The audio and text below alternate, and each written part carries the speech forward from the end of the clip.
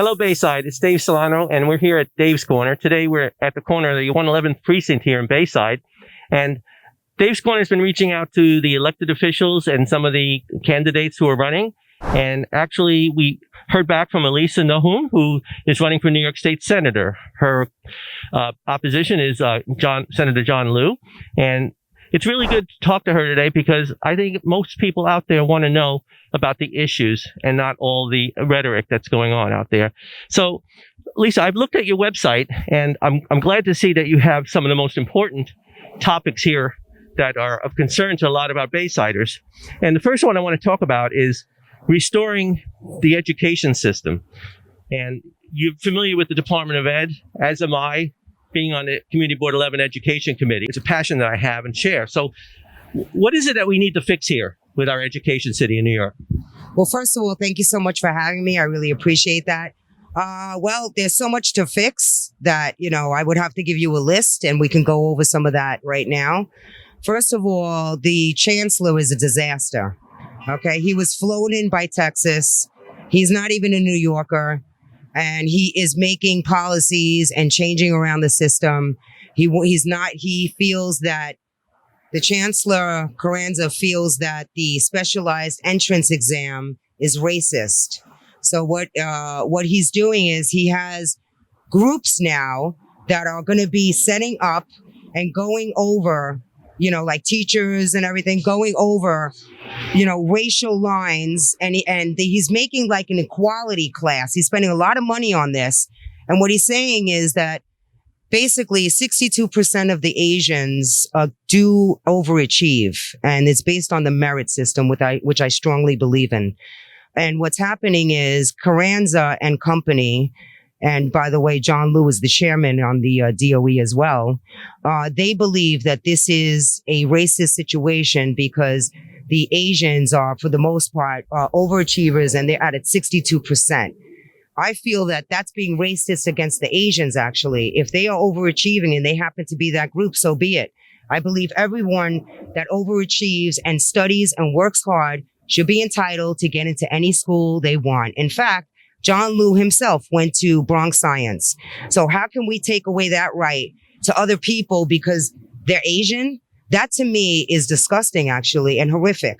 And so I want to actually get rid of the chancellor, number one, because you have to get rid of the person causing the trouble, right? So when I get in, we are going to start to align ourselves with like-minded people and people that really care about the students. And at this particular moment, we don't know if that's happening because there's a lot of money that's missing, unaccounted for, that was given to the DOE for the children, for new computers, for the schools to be safe. And we don't know where that money is, actually. I don't know where the money is. Do you? No, I don't. That's a problem. Now you're stealing from the children. What more do you want if we don't have our children of the future fully educated and smart and part of the community and really want to overachieve or work to their greatest potential? Who is the chancellor to say that we are not able to do that?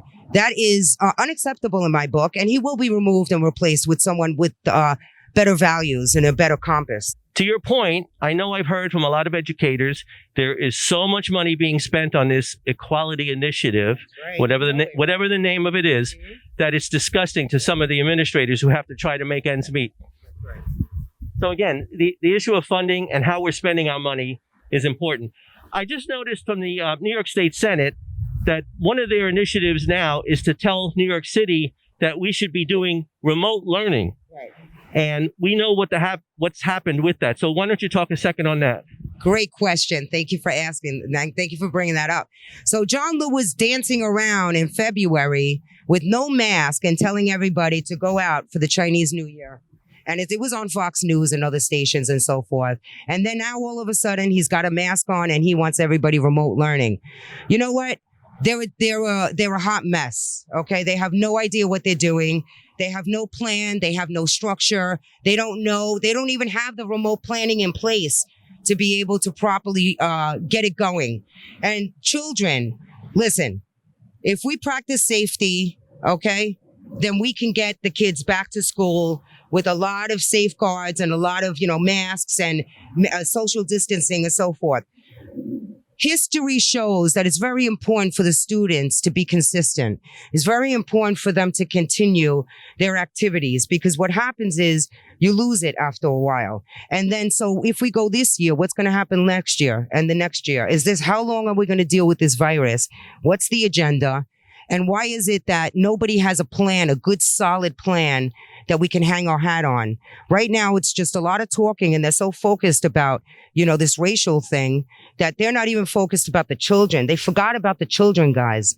So if you have a child at home and you've been suffering with the DOE, I just want to let you know that my husband is an expert. He was in the Board of Education for 33 years. He knows the ins and outs. And let me tell you something. They have been torturing the students for years with the Corkin. Then before that, then after that, they had Common Core. Then after that, now we got this guy and his, I don't even know what workers. I know he just recently, Carranza just hired 3 workers at $200,000 a year. I don't know what they're doing. I don't even know if they're in the schools. Are they teaching? So basically, there's a lot of issues that are coming up here. And I think it's all corrupt, actually, if you ask me. And the problem is that New York is a one-party state. So when somebody says, oh, it's Trump's fault, Trump doesn't run the state, number one. And it's Trump's fault. No, I'm sorry. It's not Trump's fault, and it's not the Republicans' fault. It's the Democrats' fault, because it's a one-party state and it's run by the Democrats. So let's put the blame where the blame is. Question is, how do we fix it? So you keep your current leaders in, and so it's not going to be fixed. I guarantee you that. Okay, just count on that. You have to change the leadership. Okay, that's how to change it. That's how to do it. You have to change the current leadership to someone who cares about the children. Where is all the money? And speaking of money, I have one of our audience has asked a question. They want to know, how do you feel about the small businesses being assessed by the Como police, hired and paid for by monies that are to reallocate the SLA from the police budget? Thank you so much for bringing that up. Thank you for that question. That's an amazing question. So here's the deal. So I spent 5 hours of my time calling the SLA, which is no stranger to me, because I've been licensed by the SLA. I own the bar, and I also am a WSET level 1 with wine and spirits. So I gave them a little buzz, and I said, what's with the police that are being hired by you? And she said, it's not the SLA that hired the police. The SLA has no authority. They only have like 3 or 4 people on the ground. Cuomo actually confirmed by the SLA, he took money from the police and hired over 900 people on the ground to go and harass you, small businesses. So I basically shared with the SLA that I thought that was disgusting. And actually, the woman on the phone agreed with me. So what they're doing is they're closing the businesses, and then they're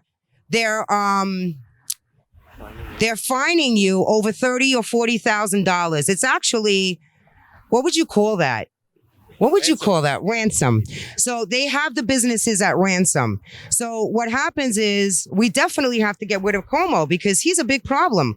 I support the small businesses. I was actually with Tina Odepedisano. Their family is a very good friend of mine, and I was there at the rally as well. But she had called me in desperation, knowing that I'm a very good contact. I have a lot of, good resources. I like to do a lot of homework on things.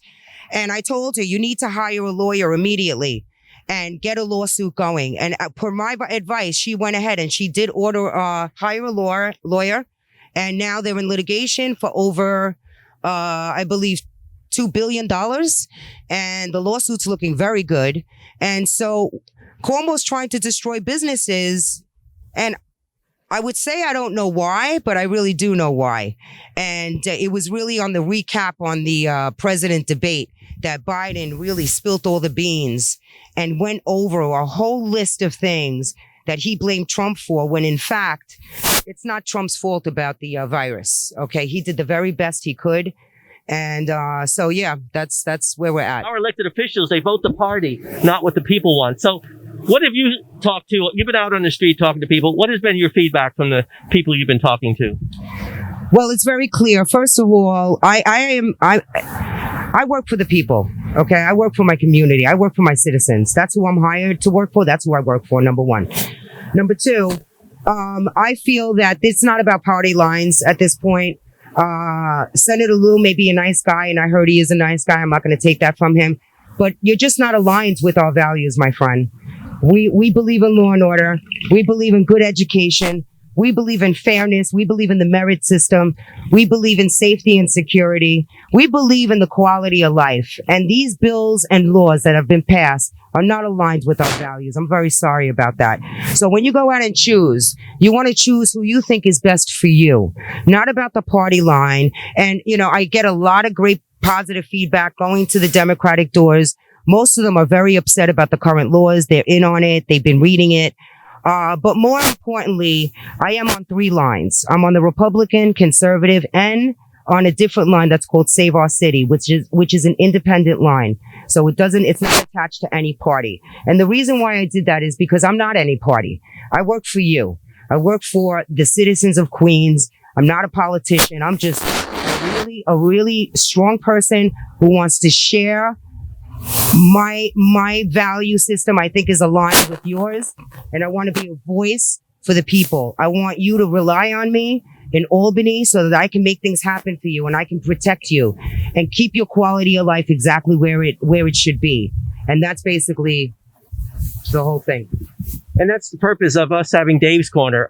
Just in all fairness, I have reached out to Assemblyman Braunstein and I have reached out to Senator John Lewis, Chief of Staff. I've not heard back from them. We want to invite them to have a discussion about what actually are the issues that they need to address. And our next stop will be going to the candidate who's running for the New York State Assembly on the Republican ticket so that our people can take a look and weigh and measure for themselves. I'd like to thank you so much. And again, I applaud you for your courage and all of the stuff it's taking out of your life to do this. Thank you so much. And I'll tell you the truth. It's my great pleasure. I feel like I'm a soldier and I'm going into battle, and I will battle for you. I promise you that. You will not be disappointed. Thank you so much. Thank you for the interview, and God bless you. God bless America.